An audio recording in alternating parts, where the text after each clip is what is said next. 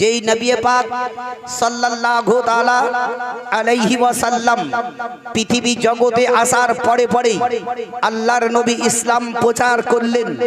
এমন কি জঙ্গলের পশুরা, জঙ্গলের বাঘ এমন কি নবীকে দেখে তারা নবী মুস্তাফার দিদার করতেছিল। জোরে বলো সুবহানাল্লাহ। পেছকার লোক একটু বলুন। ভাইরা আমার, যে নবীকে জঙ্গলের পশু বাঘ নবীকে দেখা মাত্রই তারা আড়াল থেকে নবীর দিদার করতেছিল। একটা বাঘ নবী মুস্তাফার সম্মুখে গিয়ে আপন থাবা মেরে বসে গেল। আল্লাহর নবীর মুখের দিকে তাকিয়ে তাকিয়ে দেখতে লাগলো। এমন কি বাঘের দুই চোখ দিয়ে পানি ঝরঝর করে ঝরে যায়। ওই সমাধি আপন বাঘটা আপন বায়ার নবী মুস্তাফার নিকট থেকে উঠে গিয়ে চট করে জঙ্গলের দিকে রওনা হয়ে গেল। রাস্তায় চলতে চলতে চলতে চলতে কখনো আগে দিকে তাকায়, একবার পিছন দিকে নবী মুস্তাফার দিকে মুখটা ফিরিয়ে তাকায়। আল্লাহর নবী দুজাহানের আকা জনাবে মুহাম্মদ রাসূলুল্লাহ সাল্লাল্লাহু তাআলা আলাইহি ওয়াসাল্লাম ওই পাহাড়ের উপরে আপন বসে আছেন। এমন মাঠে বাঘটি জঙ্গলে যাওয়ার পরে দেখা গেল কয়েকটা রাখালেরা সেই জায়গাতে বাপজি আমার ছাগল চড়াতে ছিল। রাখালদের দিকে একবার বাঘ তাকিয়ে দেখে, একবার নবী মুস্তাফার দিকে তাকিয়ে তাকিয়ে তাকিয়ে দেখে। এমনকি বাঘটা গিয়ে তার জবানে জবানে আসমানের দিকে একবার মুখটা ছেড়ে আল্লাহ দরবারে বলতে লাগলো, ওগো আল্লাহ পাক পরওয়ারদিগারে আলাম, তুমি একবার আমার মানুষের নাই জবানটা খুলে দাও। ওগো আল্লাহ, যাতে এই সমস্ত রাখালদেরকে আমার নবী মুস্তাফার পরিচয়টা দিতে পারি। ওই জবানটা আপন আল্লাহ তাবারক ওয়া তাআলা বাঘের জবান খুলে দিল। বাঘ আপন জবানে জবানে বলতে লাগলো, ওরে রাখালে রে, তোদের এত ভাগ্য এত নসিবটা ভালো রে, আজকে বিশ্বের নবী এসেছে। যা যা নবীর কাছে কলমাটা একবার পড়ে ঈমান নিয়ে চলে আয়।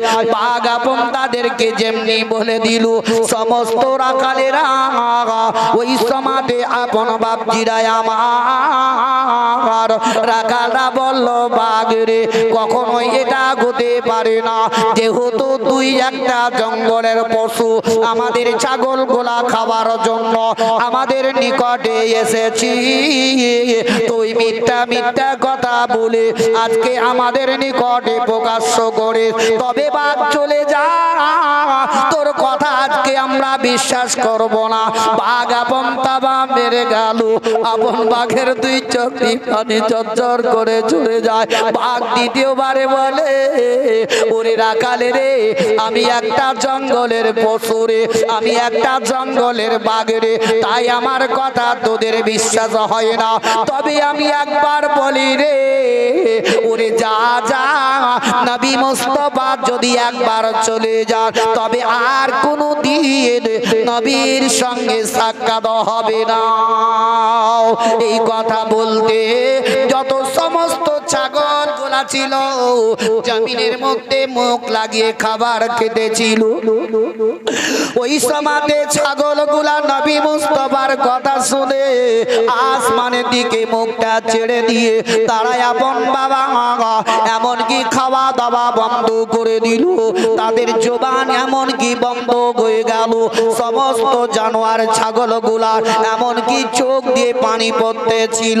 এহার রাখালদেরকে ওই বাঘ আপন বলল, শুনো রে, শেষবারের মতো তোমাদেরকে আমি বলি, তোমাদের সমস্ত ছাগল গোলাকে একত্র করে আমার সম্মুখে রেখে দাও, তোমাদের ছাগল গোলা গিনতি করে আমার সামনে রেখে দাও, তোমাদের ছাগল গোলা আমি দেখতে থাকবো যতক্ষণ পর্যন্ত নবী মুস্তাফার নিকট থেকে না আসবে, আমি তোমাদের ছাগলের কাছে বসে থাকবো। তবে একবার চলে যাও, ছাগল গোলা আসমানের দিকে মুখ ছেড়েছিল সেইটা দেখার পরে রাখালদের মনের মধ্যে বিশ্বাস হয়ে গেল তারা দৌড়ে দৌড়ে দৌড়ে দৌড়ে দৌড়ে দৌড়ে বিশ্বের নবীর কাছে চলে গেল আল্লাহর নবী দুজাহানের আকা নবী মুস্তাফা আমার যখন যেই জায়গাতে কলমার দাওয়া দিতেছিলেন সেই জায়গাতে রাখাল গোলা গাজির হয়ে গেল রাখালরা বলল ওগো আল্লাহর নবী গো আপনার নিকটে এসেছি আপনি আমাদেরকে কলমাটা পড়িয়ে দিন বিশ্বের নবী আমার কলমা পড়িয়ে দিলেন জোরে জোরে একবার পড়ুন লা ইলাহা লা ইলাহা জোরে পড়ুন লা ইলাহা ইল্লাল্লাহ লা ইলাহা ইল্লাল্লাহ লা ইলাহা ইল্লাল্লাহ মুহাম্মাদুর রাসূলুল্লাহ সাল্লাল্লাহু তাআলা আলাইহি ওয়াসাল্লাম কলমার দাওয়া যখন জলমা পড়িয়ে দিলেন রাখালেরা যেমনি চলতে লাগলো ওই সমাধে আপন বাবা বিশ্বের নবী বললেন ও রাখাল বলো রে তোমাদেরকে সাক্ষীটা কে দিল গবাহি কে দিল ওই সমাধে আপন বাবা বলতে লাগলো ইয়া রাসূলুল্লাহ ইয়া হাবিবাল্লাহ নবী গো এহেন জঙ্গলের একটা বাঘ যাওয়ার পরে আমাদের নিকটে প্রকাশ্য করে বলে দিল বিশ্বের নবী এসেছে তোমরা তাড়াতাড়ি চলে যাও ইয়া রাসূলুল্লাহ তাই বাঘের কথা শুনে আপনার নিকটে আমরা এসেছি নবী বললেন ও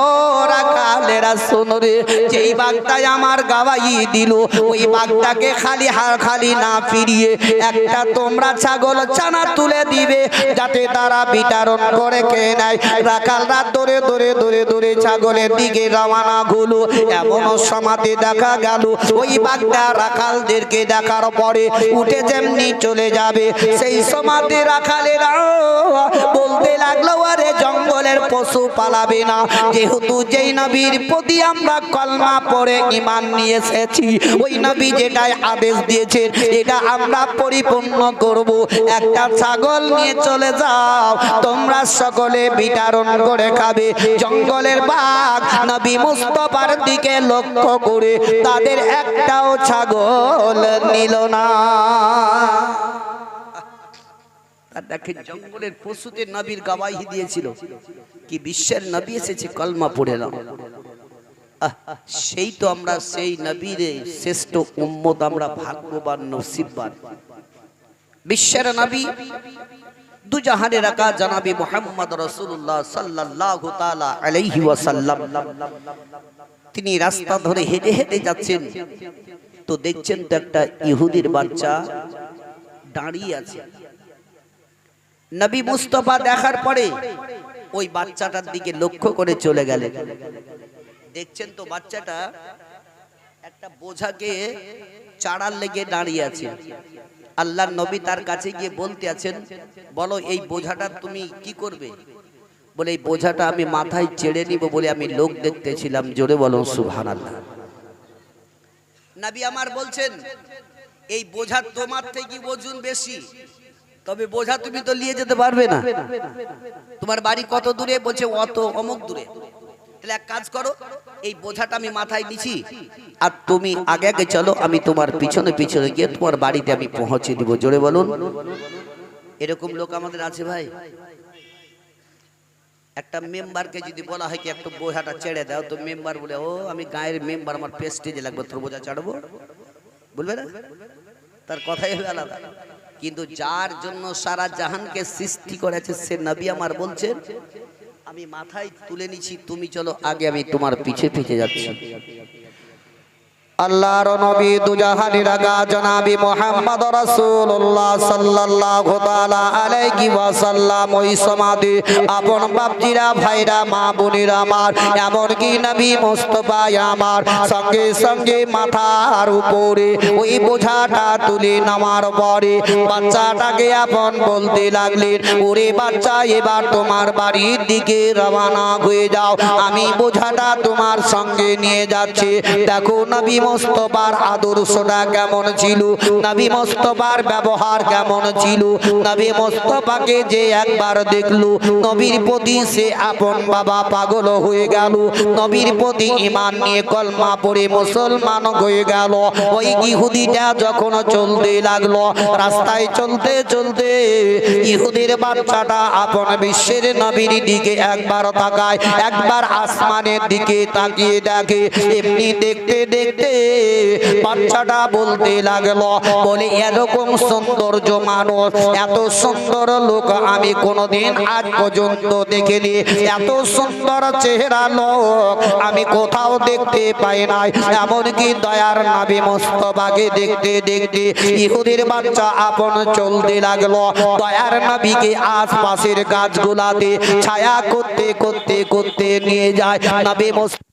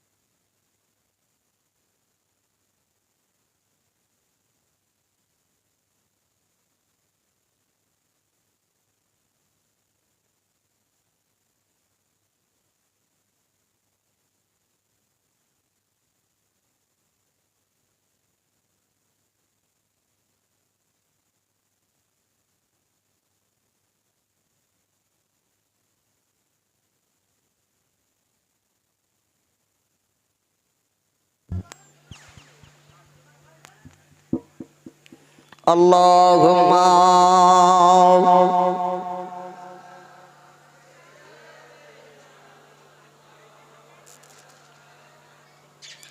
ওয়া আলা আলি সাইয়্যিদিনা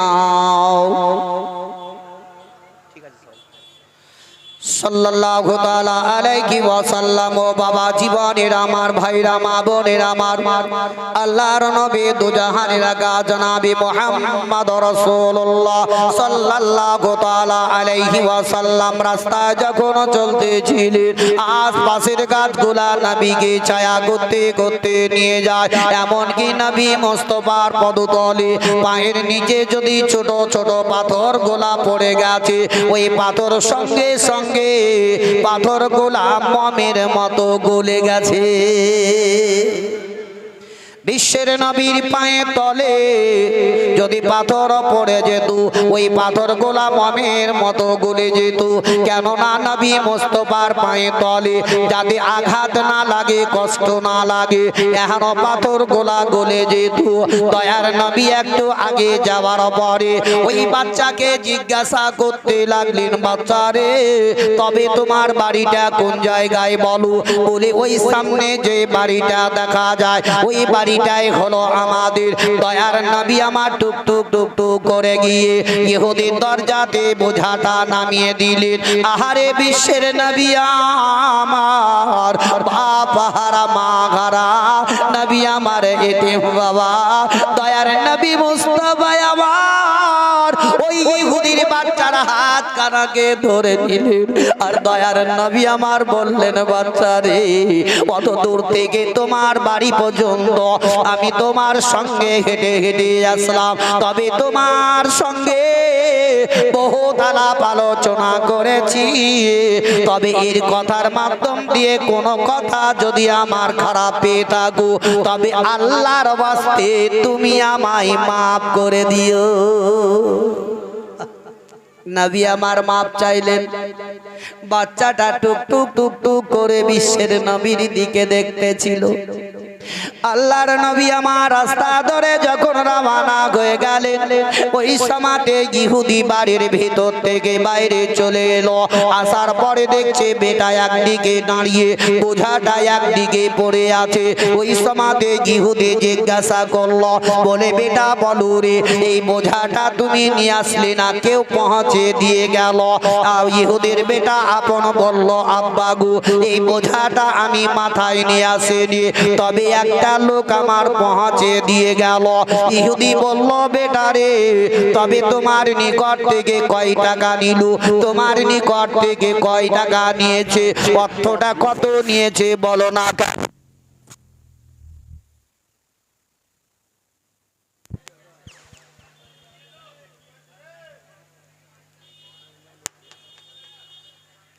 hello hello hello hello hello আল্লাহর নবী দুজাহানের আকা জনাবে মুহাম্মদ রাসূলুল্লাহ সাল্লাল্লাহু তাআলা আলাইহি ওয়াসাল্লাম রাস্তা ধরে চলে যান।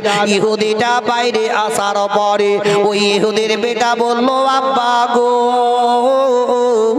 যে লোকটা আমার বোঝা পৌঁছে দিয়ে গেল, ওই লোকটা আমার নিকট থেকে 1 টাকাও নেয়নি, বিনা পয়সাতে আমাকে পৌঁছে দিয়ে গেল। ইহুদি বলতে লাগলো, তবে লোকটা এমন কি দয়ালু লোক কি তোমার নিকট থেকে 1 টাকাও নেয়নি? বলে, আব্বা গো, ওই লোকটা এত ভালো, এত ভালো, এত দয়ালু কি ওই লোকটা দেখতে এত সুন্দর, আমি আজ পর্যন্ত মক্কা নগরে এত সুন্দর বাচ্চা আমি দেখতে পাইনি, এরকম সৌন্দর্য মানুষ আমি কোনোদিন দেখতে পাইনি, এত নুরানি চেহারাওয়ালা, তার মুখের মধ্যে দাঁড়িয়ে আছে গো আব্বা। ইহুদি বলল, বেটা রে, তবে লোকটা গেল কোন দিকে একবার বলো, আমি ওই লোকটার সঙ্গে আমি সাক্ষাৎ করব। যখন এই কথাটি বলে দিল, সঙ্গে সঙ্গে ইহুদিটা টুক টুক টুক টুক টুক টুক করে একটু আগে যাবার পরে দেখতে পেল ওই নবী মুস্তাফা যে রাস্তা দিয়ে চলে যান, দয়ার নবী মুস্তাফাকে আব্রাহামের ছায়া করতে করতে নিয়ে যায়। ইহুদিটা আগে দাঁড়িয়ে গেল।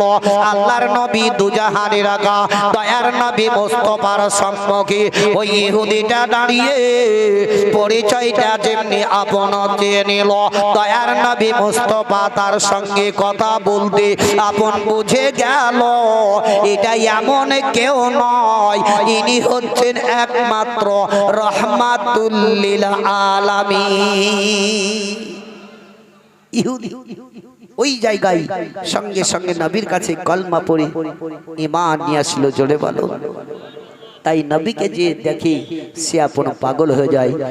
আমরা নবীর পাগল দিওয়ানা রে সোনার মদিনা,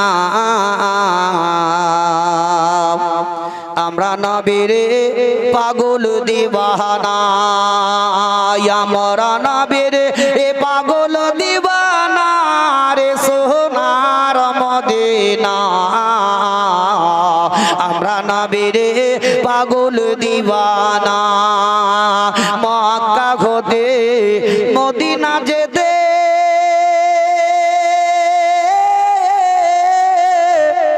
আরে বিচিখানে এক গত পরে, মক্কা হতে মদিনা যেতে 13 মাইল 13 কদমে চলে নবী, কাফেরদের যন্ত্রণাই রে সোনার মদিনা, আমরা নবীর পাগল দিওয়ানা, আমরা নবীর পাগল দিওয়ানা রে সোনার মদিনা, আমরা নবীর পাগল দিওয়ানা। আল্লাহুম্মা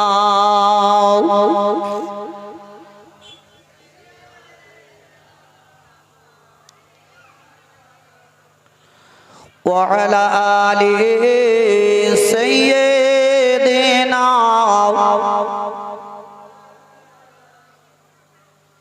সাল্লাল্লাহু তাআলা আলাইহি ওয়াসাল্লাম। বাপজিরা ভাইরা আমার, নবী মুস্তাফার জীবনী কাহিনী আদর্শবান আমরা বহুত কিছু শুনছি, আমাদের মুখ থেকে তো শুনছেন, শুনতে তার সাথে সাথে মোবাইলেও শুনতে পাচ্ছেন কি ভাই? কিন্তু আমরা শুনে কি পরিবর্তন হচ্ছি? মনে ভয় ঢুকছে না আমাদের। এই পৃথিবীর দুনিয়া থেকে সকলকেই যেতে হবে, কিন্তু যাওয়ার আগে কিছু একটু পুঁজিটা সঞ্চয় করুন। একবার আখেরাতকে চিন্তা করুন। যেই কবরে আমরা রেখে আসছি মানুষ, সেই কবরটাকে একবার ইয়াদ করুন, ইয়াদ করে পরিবর্তন হন। যতই যাই আমরা করি, আমাদের আসল হচ্ছে আকিমুস সালাত, তোমরা নামাজ কায়েম করো। কি নামাজটা আমাদেরকে অনিবার্য পড়তেই হবে। যে যার কারণে সারা জাহানকে সৃষ্টি করা হয়েছে, সে নবীরও রূহ কবজ করা হয়েছিল। তাহলে ওনার যদি হয়, তা আপনার আমার কি ভাই বলুন? আজ এই মুহূর্তে যে আমরা এখানে বসে আছি, জালসা শেষ করে খিচুড়ি খাইয়া বাড়ি পৌঁছতে পারবো, তার কোনো ভরসা আছে? হ্যাঁ, কেউ বলতে পারবে? সেকেন্ডের মধ্যে যদি চাই আল্লাহ তো সব শেষ করে দিতে পারে, পারে না? পারে না? যেমন দেখেন, গাছে, বাড়িতে, কোনো কোনো জায়গাতে মাকড় সাথে জাল করে, করে না? করে না? দেখেছেন তো? বড় একটা জাল তৈরি করলো, ওই জালটাতে যদি আপনার 10টা 20টা 25টা যদি আপনার মাকড়সাগুলা ঘুরে বেড়ায়, তো ওই জালটা ভাঙে? ভাঙে কি? আর মানুষ যদি একটা আঙুল এমনি করে হিলিয়ে দেয়, ভেঙে গেল, সেখানের মধ্যে শেষ। আমরাও যেমন দোতলা, 3তলা, 4তলা, 5তলা সৌন্দর্য ঘর বাড়ি ছাদ তৈরি করছি, ওই ছাদের উপরে 10টা 20টা লোক যদি চেপে যায়, ছাদ ভাঙবে? 100টা চাপলে ভাঙবে? আর আল্লাহ যদি আপনাকে হিলিয়ে দেয়, সেকেন্ডে শেষ। এই যে কথাগুলোকে আমরা নিজেদেরকে যদি মাথায় একটুকু গজাই, তো আমরা প্রত্যেকটা মানুষই পরিবর্তন হয়ে যাবে। কেউ কারোর সাথে আমরা মারামারি, কারোর সাথে হিংসা হিংসি এসব আমরা করবো না। কিন্তু আমরা বুঝলেই তো, যতক্ষণ শুনছি ততক্ষণ মনে মনে চিন্তা হচ্ছে, কাল থেকে আর কিচ্ছু কাউকে খাওয়াবো না, এবার নামাজ রোজা পড়বো, কিন্তু যেমনি শেষ কালকে আবার ভুলে গেলাম। কিন্তু না বাপজি ভাইরা আমার, বিশ্বের নবীর আদর্শের দিকে আমার প্রত্যেকটি মা বোনদেরকেও বলবো, কি মায়েরা আমার জালসা মিলাতে আসছেন, মায়েরা যদি জালসাতে না আসে, কিন্তু জালসা মাথায় নেয়। বেটা ছেলে যদি 1 গুণ, তো মেয়ে ছেলে থাকে 2 গুণ, থাকে না? দেখবেন চাঁদা পয়সা যদি দিতে চাই, তো একমাত্র মেয়েরাই বেশি বেশি দান করে, করে না? করে না? প্রত্যেকটা জালসাতে আমরা দেখতে পাই। কিন্তু আল্লাহ তাদের দিলটাও খুব নরম দিয়েছে। তবে ওই মায়েদেরকে আমি বলবো, এ মা দরদি জননীর আমার, একটু পরিবর্তন হন। হাদিস, কোরআন, জীবনী কাহিনীর দিকে আমরা শুনে শুনে যদি একটু পরিবর্তন হতে পারি, তবে আমরা লাভবানী। যেমন কি বিশ্বের নবী আমার টুকটুক করে তিনার বিবি, যার নাম হচ্ছে হযরতে মা খাদিজা রাদিয়াল্লাহু তাআলা আনহার বাড়িতে চলে গেলেন। হযরতে খাদিজা রাদিয়াল্লাহু তাআলা আনহা বিশ্বের নবীর রাস্তাটা দেখতেছিলেন, কতক্ষণে নবী আমার আসবেন। এখানেও বিশ্বের নবী আমার খাদিজার বাড়িতে যাওয়ার পরে নবী যখন একটি আওয়াজ দিলেন, সঙ্গে সঙ্গে দয়ার নবীর আওয়াজ পাওয়া মাত্রই হযরতে খাদিজা দরজাটা খুলে দিলেন। জোরে বলুন সুবহানাল্লাহ। ওই সমাদে হযরতে খাদিজা রাদিয়াল্লাহু তাআলা আনহা বিশ্বের নবীর দিকে লক্ষ্য করে দেখলেন। দেখছেন তো দয়ার নবীর শরীরের মধ্যে কাঁপুনি রয়ে গেছে, এমন কি কাঁপুনি যে উঠে গেছে, থরথর করে নবী আমার কেঁপে যান। হযরতে খাদিজা দেখার পরে কাঁদতে লাগলেন। হযরতে খাদিজা রাদিয়াল্লাহু তাআলা আনহা বললেন, ইয়া রাসূলুল্লাহ, ইয়া হাবিবাল্লাহ, নবী গো, আমার স্বামী মাথার মনে ননের তারা, আপনি কেন এইভাবে কাঁপতে আছেন? এতদিন ধরে আপনার সঙ্গে আমি বসবাস করলাম, তবে আপনার শরীরের কাঁপনিটা আমি কোনোদিন দেখতে পাই নাই, তবে আজকের শরীরের কাঁপনিটা কেন? হযরতে খাদিজার দিকে লক্ষ্য করে নবী আমার বললেন, খাদিজা, তবে একটু তুমি চোখের পানিটা বন্ধ করো। হযরতে খাদিজা রাদিয়াল্লাহু তাআলা আনহা বলেন, ইয়া রাসূলুল্লাহ, ওগো আমার স্বামী মাতার মনে নয়নের তারা, তবে আপনার শরীরের কাঁপনি কেন একবার আপনি আমার বলুন না কেন? হযরতে খাদিজা রাদিয়াল্লাহু তাআলা আনহাকে বিশ্বের নবী বললেন, খাদিজা একটু তুমি আমার ভিতরে নিয়ে চলো। হযরতে খাদিজা ভিতরে নিয়ে গেলেন। দয়ার নবী মুস্তাফাকে একটি বিছানার মধ্যে আপন শুইয়ে দিলেন। দয়ার নবী মুস্তাফা হযরতে খাদিজার দিকে টুকটুক করে তাকিয়ে তাকিয়ে দেখছেন, আর খাদিজাও নবী মুস্তাফার দিকে তাকিয়ে তাকিয়ে দেখছেন। তাদের স্বামী স্ত্রীর মধ্যে এত মেল মহব্বত ছিল। হযরতে খাদিজা রাদিয়াল্লাহু তাআলা আনহা বলেন, ইয়া রাসূলুল্লাহ, ইয়া হাবিবাল্লাহ, নবী গো, ওগো আমার স্বামী গো, আপনার শরীরের কাঁপনিটা বেড়ে যাচ্ছে, আপনার কাঁপনি বন্ধ হয় না কেন? তবে এমন কি হয়েছে বলো না কেন? নবী আমার বললেন, খাদিজা তবে একটু চোখের পানি বন্ধ করো, আমি নবী মুস্তাফা আমি আর সহ্য করতে পারি নাই। ওগো খাদিজা, তবে একটা চাদর নিয়ে আমার শরীরের মধ্যে ঢেকে দাও, নচেত আমার কাঁপনি বন্ধ হয় না। হযরতে খাদিজা রাদিয়াল্লাহু তাআলা আনহা চট করে ঘরের ভিতরে যাওয়ার পরে একখানা চাদর নিয়ে বিশ্বের নবীর উপরে চড়িয়ে দিলে। আর দয়ার নবী মুস্তাফা খাদিজাকে দেখেন, আর খাদিজা নবী মুস্তাফাকে দেখেন। এমনি করতে করতে শরীরের কাঁপনিটা তবুও বন্ধ হয় না। অনেকে দেখবেন মানুষের শরীরের মধ্যে কাঁপনি জ্বর চলে আসে, চাদরেও বাবা ঢেকে দিয়েও কাঁপনি বন্ধ হয় না। লেপ একটা নয়, দুইটা নয়, তিন চারটা লেপ দেওয়া সত্ত্বেও যদি আপনার কাঁপনি বন্ধ না হয়, তখন হয়তো বলবে, মা গো, ওগো আমার গর্ভধারিণী মা, একবার তুমি আমার চিপে ধরো মা, আমি আর থামতে পারি না গো মা। মা তখন কলেজার টুকরো বেটাকে আপন চিপে ধরে নেয়। সেই রকম হযরতে খাদিজাকে নবী আমার বললেন, গো খাদিজা দেখো আমার শরীরের কাঁপনি বন্ধ হয় নাই, তবে খাদিজা একবার তুমি আমার চিপে ধরে নাও, নচেত আমার কাঁপনি বন্ধ হবে না। হযরতে খাদিজা রাদিয়াল্লাহু তাআলা আনহা বিশ্বের নবীকে যেমনি আপন চিপে ধরে নিলেন, সঙ্গে সঙ্গে নবীর কাঁপনিটাও বন্ধ হয়ে গেল। জোরে একবার বলুন সুবহানাল্লাহ। হযরতে খাদিজা রাদিয়াল্লাহু তাআলা আনহা বলেন, ইয়া রাসূলুল্লাহ, ইয়া হাবিবাল্লাহ, নবী গো, এতক্ষণ ধরে আপনার শরীরের কাঁপনি বন্ধ হয় না, তবে আপনাকে একবার চিপে ধরা মাত্রে আপনার শরীরের কাঁপনিটা বন্ধ হয়ে গেল। কারণটা কি একটু বলুন না কেন? আমি কিছুই বুঝতে পারি না। বিশ্বের নবী আমার বললেন, গো খাদিজা, আমি যখন তোমার বাড়িতে এসেছিলাম তখন আল্লাহর অগণিত ফেরেশতারা তোমার বাড়ির চারিপাশে হাজির ও উপস্থিত ছিল। ওগো খাদিজা, এ খাদিজা, তুমি যখন আমাকে চিপে ধরে নিলে তোমার মাথা থেকে সামান্য একটু কাপড় হটে যায়, আর একটু কাপড় হটে যাবার কারণে আল্লাহর ফেরেশতারা সবাই আসমানের দিকে চলে গেল, আর আমার শরীরের কাঁপনিটাও বন্ধ হয়ে গেল। এখানে কি বুঝলেন ভাই?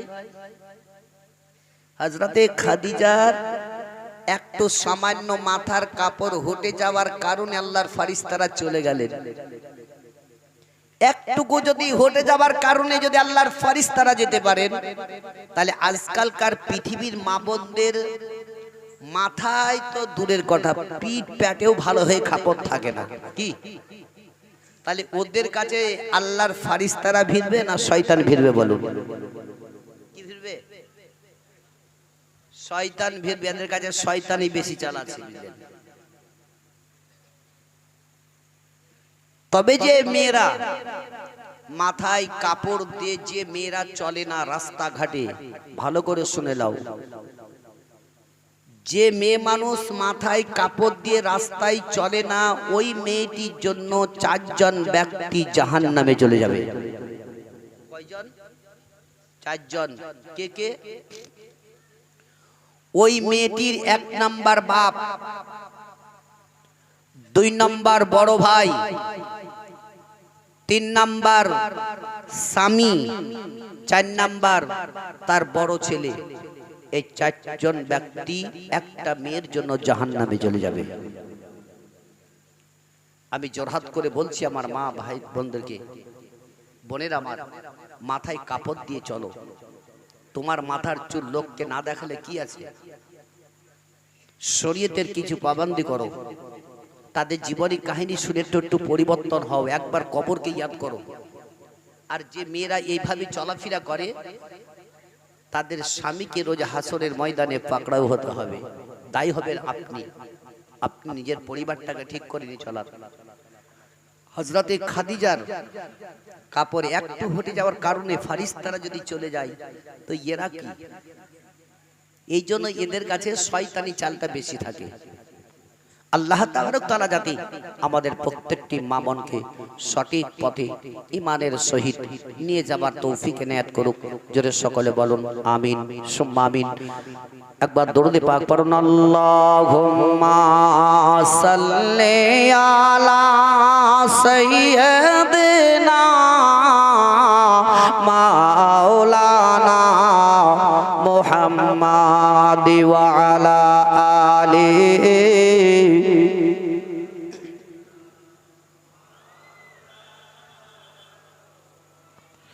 সাল্লাল্লাহু আলা মুহাম্মাদিন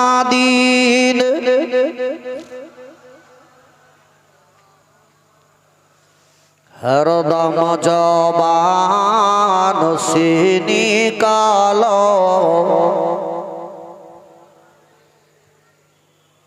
হরদম জবান সে নিকালো